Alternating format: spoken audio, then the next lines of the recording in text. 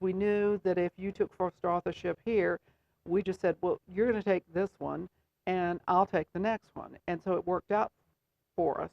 But in that professional relationship, if you are not working as well together, and sometimes you don't work as well together, then I think sometimes you actually have to put it on a piece of paper. Right. And remember, we have had larger writing groups Yes. where we've lost an author or so. Right. And sometimes people don't fulfill their obligations. For instance, if somebody picks up an additional job or a task that they have to do and they just can't complete that, it has to be understood that if they don't do the work that they're expected to do, then their name is not going to be included in the work. And I think that has to be defined ahead of time. Right. And some people come in with such a sense of ownership that they're not very receptive to looking at revisions or changing their work so that it becomes one.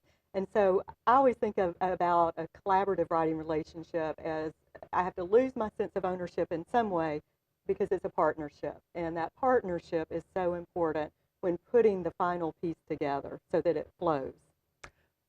Frankly, when it doesn't work out, that if it doesn't work out, it causes a wedge between you and could be a professional wedge as well as a personal wedge. You're absolutely right.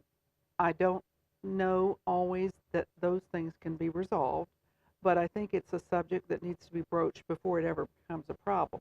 For instance, in the case where a colleague, for very good reasons, was not able to fulfill their obligation, we directly addressed it. That was the only way to do That's it, right. both professionally as well as to the detriment of what we were working on.